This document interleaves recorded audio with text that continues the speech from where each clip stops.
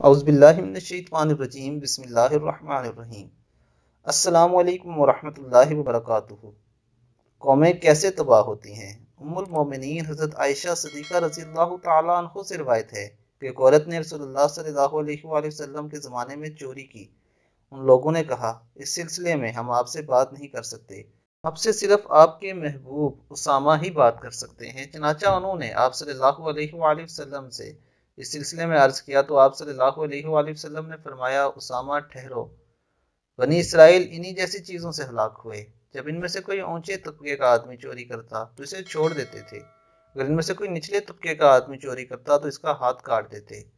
اگر اس جگہ فاطمہ رضی اللہ تعالیٰ عنہ بنت محمد صلی اللہ علیہ وآلہ وسلم بھی ہوتی تو میں اس کا ہاتھ بھی کاٹ دیتا۔ یہ دین اسلام کی خوبصورتی ہے کہ وہ امیر اور غریب سب کو برابر سمجھتا ہے۔ قانون کی نظر میں سب برابر ہیں۔ اگر امیروں کے لیے قانون اور غریبوں کے لیے اور قانون ہو تو یہ اس قوم کی تباہی کا سبب بنتی ہے، اور آج ہمارے معاشرے میں یہ بات عام ہو چکی ہے۔ اللہ تعالی ہمیں دین اسلام کو سمجھ کر اس پہ عمل کرنے کی توفیق عطا فرمائے۔ السلام علیکم ورحمۃ اللہ وبرکاتہ۔